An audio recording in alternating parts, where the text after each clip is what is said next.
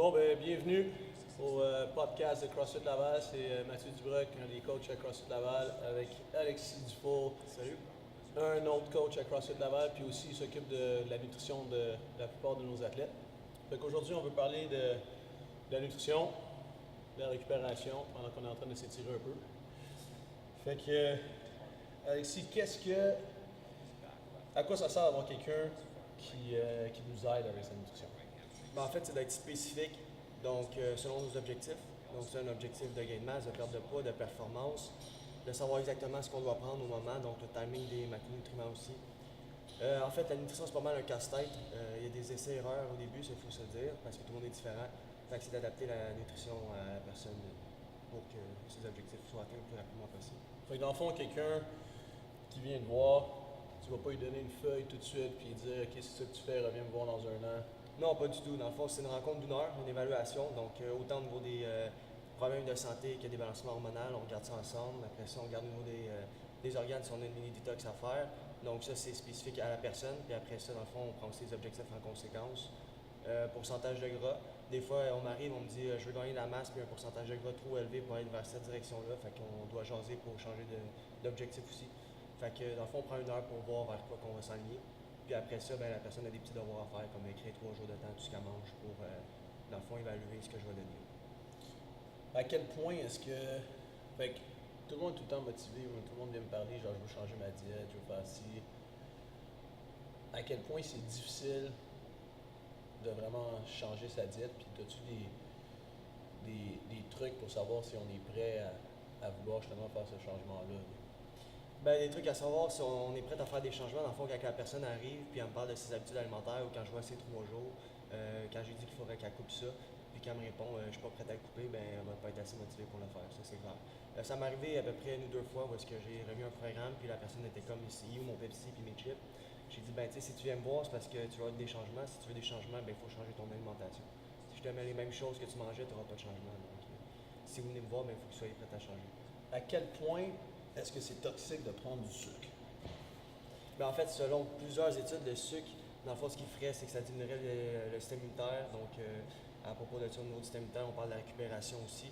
Après ça, au niveau de la sécrétion d'insuline. Donc, il faut savoir quand timer si on prend du sucre un peu plus indice glycémie élevé.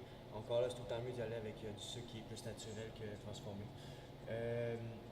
Le sucre, en fait, comment on pourrait dire ça, c'est clairement une drogue. Si tu regardes qu'est-ce qui est une drogue, c'est que tu es accro à ça, ça diminue dans le fond au niveau de ta santé. Si on regarde le sucre, ben, il serait partie des drogues aussi parce que le monde en devient accro. Donc souvent, il faut faire un sevrage de sucre. Après 2-3 semaines, on peut rendre compte qu'on n'a plus de rage de sucre, la glycémie est stable. Donc ça, c'est un des effets qu'on sait que la drogue est très néfaste, c'est qu'en plus, après rentrer dans la drogue, en fait. Si quelqu'un est déjà vraiment bon en CrossFit puis il mange à peu près ce qu'il veut, est-ce que ça va faire une bonne différence de. Oui, c'est sûr, parce que ça joue sur la récupération. Ça va jouer aussi, donc, quand on parle de timing, de nutrition, on va parler dans le fond de savoir quand justement manger des indices glycémiques qui sont plus élevés, donc avoir des bons pics de glycémie au bon moment, d'avoir une bonne sensibilité à l'insuline. Toutes ces choses-là vont faire en sorte qu'on va avoir une meilleure récupération. Dans le fond, que notre glycogène musculaire va être tout le temps complet quand on arrive à notre entraînement. Donc, si on a plus de glycogène, c'est-à-dire le sucre qui est au niveau du muscle, on va avoir plus d'énergie durant notre entraînement. Fait qu'on parle d'énergie pendant l'entraînement, mais on parle aussi beaucoup de récupération. L'alimentation va aussi avoir un lien au niveau de l'inflammation, donc anti-inflammatoire.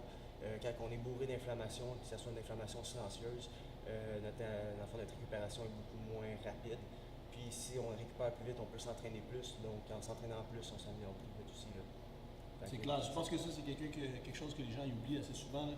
Ils pensent à manger pour être plus fort, ils pensent à manger parce qu'il faut qu'ils soient plus endurants ou un résultat tout de suite, ou prendre des shakes parce que ça leur permet de, soi-disant, devenir plus fort, mais en fait, ce qu'on remarque, c'est que ça fait juste que tu récupères plus vite.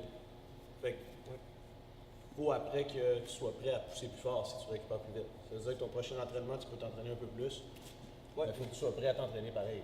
Oui, c'est clair. Mais il y a aussi d'autres choses qu'on est avec. Dans le fond, le sommeil va être très important aussi.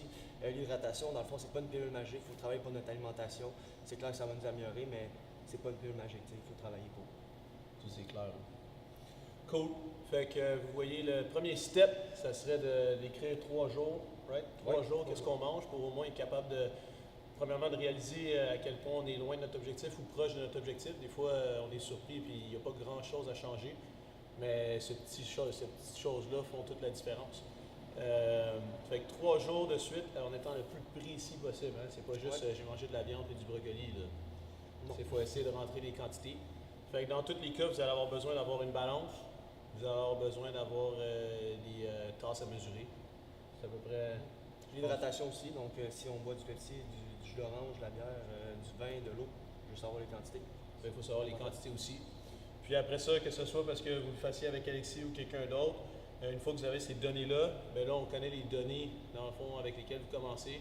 Si pour vous, c'est vraiment important de changer des facteurs au niveau de votre santé, fait que peut-être que votre tension artérielle est élevée, votre rythme cardiaque au repos, votre pourcentage de gras, bien, il va falloir les tester aussi avant de commencer la diète pour être capable de voir si vous vous rapprochez de vos objectifs. Parce que ça, je pense que c'est une des choses qui motive les gens le plus, right?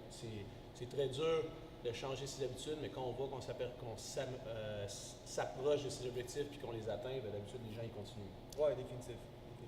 Donc, objectif atteint, motivation. Il faut des objectifs qui sont réalistes. Je pense que Alexis peut en parler un peu. Si vous arrivez puis votre objectif c'est de perdre 100 livres dans le prochain mois, ça n'arrivera sûrement pas. Right? Ou d'aller aux Games dans les prochaines 3 semaines, ça n'arrivera pas. Il faut des objectifs qui sont réalistes. Puis les objectifs long terme, ça aide de temps en temps. Parce que les games viennent d'être passés, fait que si vous voulez aller aux games, c'est dans 1 an. Cool. Fait que entre-temps, entraînez-vous bien, puis à la prochaine.